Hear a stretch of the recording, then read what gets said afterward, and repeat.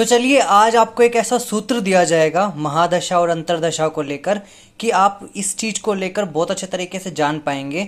ये चीज़ देखने के बाद अब आपको पता चल जाएगा कि अभी आपकी जो महादशा चल रही है या फिर महादशा में जिस ग्रह की अंतरदशा चल रही है तो ये टाइम पीरियड आपका कैसा जाने वाला है। एक आपको सूत्र यानी कि एक फॉर्मूला दूंगा जो कि मैं आपको यहाँ पर लाइव डेमो करके दिखाऊंगा इधर एग्जाम्पल के साथ। आप अपनी कुंडली निकाल के रख लीजिए, अपनी लग्न कुंडली, क्योंकि ये मेरे पास लग्न कुंडली है किसी की, तो लग्न कुंडली निकाल कर रख लीजिएगा। उस हिसाब से फिर आप अपने भी वो फॉर्मूले में वैल्यू पुट करते रहिएगा, आपको पता चल जाएगा। सब कुछ बताता रहूँगा, लेकिन उससे पहले बता देता हूँ मैं कौन हूँ। मैं आपका एस्ट्रो सारथी यानी कि आपका नवग्रह ज्योतिष चैनल का होस्ट, और आपको मैं हर एक चीज़ सिखाता हूँ, एस्ट्रोलॉजी सिखाता हूँ बेसिक से लेके एडवांस तक। नाम मेरा हर्ष शर्मा है। इंस्टाग्राम पर लोग मुझे पॉजिटिव शर्मा 23 के नाम से जानते हैं। तो चलिए इस वीडियो को शुरू करते हैं बिना देरी करे हुए। अगर अभी तक आपने चैनल को सब्सक्राइब नहीं करा है तो चैनल को सब्सक्राइब कर लीजिएगा, नोटिफिकेशन बेल को दबा दीजिएगा, वीडियो को लाइक अभी कर दीजिएगा, शायद बाद में ध्यान ना रहे। आपका वीडियो का एक लाइक, ध्यान से सुनिएगा, अगर आप वीडियो पर एक लाइक करते हो तो वो लाइक मुझे बहुत ज़्यादा इंस्पायर करता है, ताकि मैं ऐसी आपके लिए वीडियोस और भी ज़्यादा बनाता रहूँ। तो चलिए बात कर लेते हैं एक ऐसे फॉर्मूले के बारे में। जैसे आपने अपनी लग्न कुंडली खोली है तो आपकी लग्न कुंडली ही बताती है कि आपकी दशा महादशा कैसे जाएगी। अगर आपको ये नहीं पता कि दशा महादशा कैसे देखी जाती है, क्या होता है, तो मेरी पहले वाली वीडियोस में जाइए, वहाँ पर आप बेसिक से देखकर फिर यहाँ पर आइए। और अगर आप डेली बेसिस पे मेरी रील्स देखते हो, वीडियोस देखते हो, तो आपको इतना तो पता चल ही गया होगा। तो फॉर्मूला क्या कहता है? सबसे पहली चीज़, आपकी कुंडली में लग्न कुंडली है तो आपने अपनी लग्न की संख्या लेनी है। सबसे पहले लग्न की संख्या, आपकी लग्न, क्योंकि हमारा सबसे कुंडली का पहला घर ये होता है, यही हमारा लग्न होता है, तो लग्न में जो नंबर लिखा हुआ है आपने वो ले लेना है। तो मैंने ले लिया लग्न की संख्या, जैसे 8 लिखी हुई है तो यहाँ पर मैंने 8 ले लिया।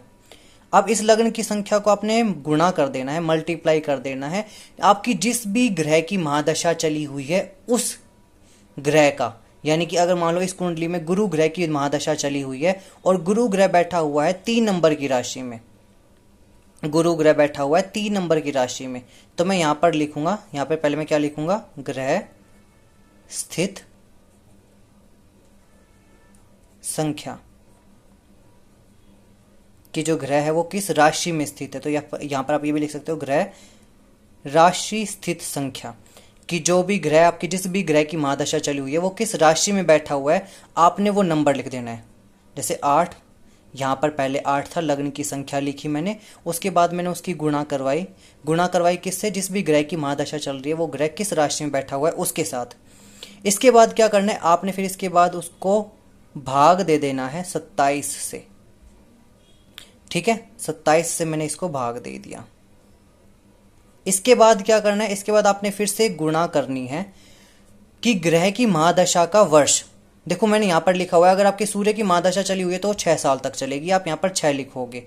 जैसे अगर आपकी चंद्रमा की महादशा चली हुई है तो चंद्रमा की महादशा 10 साल तक चलती है, तो आप यहाँ पर 10 साल लिखोगे। बुध की महादशा की बात आती है तो बुध की महादशा 17 साल तक की होती है, शुक्र की 20 साल तक की होती है, मंगल की महादशा 7 साल की होती है, गुरु की महादशा 16 साल की होती है, शनि की महादशा 19 साल की होती है, राहु की महादशा 18 की और केतु की महादशा 7 साल की होती है। तो जो लास्ट में आपने लिखना है वो आपने लिखना है ग्रह की महादशा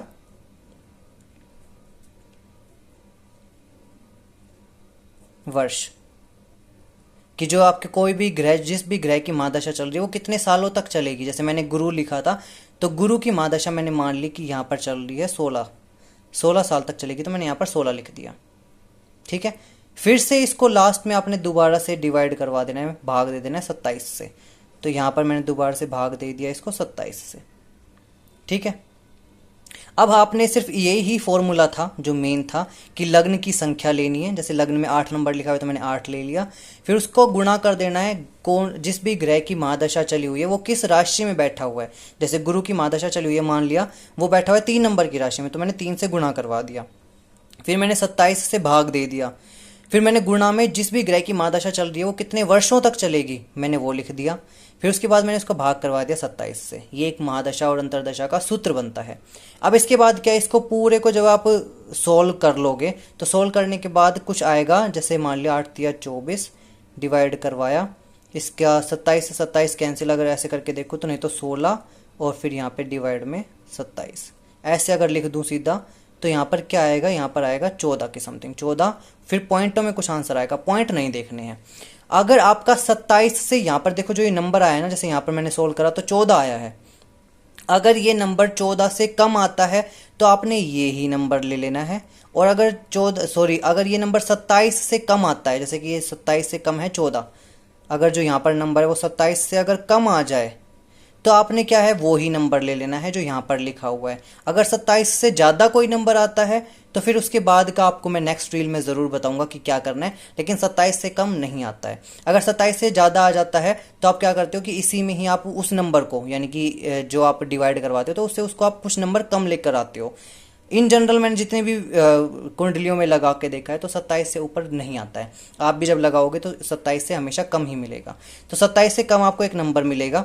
अगर आपका ये नंबर देखो यहाँ पर जैसे इसमें 14 निकल कर आया है, ठीक है, अभी आप देखना अगर आपका यहाँ पर जो नंबर है, जो शेषफल है, रिमाइंडर है, अगर वो 10 निकल कर आए, 11 निकल कर आए, 15 निकल कर आए, 18 निकल कर आए, 20 निकल कर आए, 21 निकल कर आए, 25 निकल कर आए या फिर 26 निकल कर आए, जो फॉर्मूला लगाने के बाद, सूत्र लगाने के बाद अगर आपका ये नंबर निकल कर आता है तो इसका मतलब ये है कि आपकी जो महादशा और अंतरदशा अभी चल रही है वो आपको अच्छा रिजल्ट नहीं देगी, ये आपको बैड रिजल्ट्स देगी,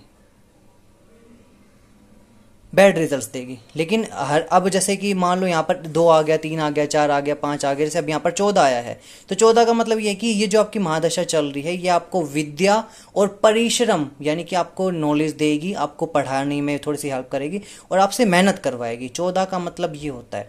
सभी नंबर का अलग अलग मतलब होगा, जैसे कि 1 से लेकर और 26 तक जितने भी नंबर हैं सभी का एक अलग अलग मतलब होता है। तो मतलब ना जानकर सीधा अगर मैं आपको यही बताऊं कि किस में अच्छा रिजल्ट मिलेगा, किस में कम मिलेगा या फिर किस में खराब रिजल्ट मिलेगा, तो वह मैंने आपको सीधा का सीधा बता दिया है। अगर 10, 11, 15, 18, 20, 21, 25, 26 आते हैं तो आप समझना कि ये वाली महादशा आपकी अच्छी नहीं जाएगी। बाकी अगर कुंडली का और भी डिटेल में कंसल्टेशन चाहिए आपको कि मैं आपको और भी अच्छे तरीके से बताऊं, तो आप मुझे पॉजिटिव शर्मा 23 पर जाकर मैसेज कर दीजिएगा। आपकी कुंडली देखकर डिटेल में महादशा और अंतरदशा के बारे में मैं ज़रूर बताऊंगा आपको। ठीक है, तो चलिए मिलूंगा आपसे एक अगली वीडियो में, एक अगले सूत्र के साथ, एक अगले रोमांचक एक टॉपिक के साथ। तब तक के लिए जय श्री राम, जय बजरंग बली।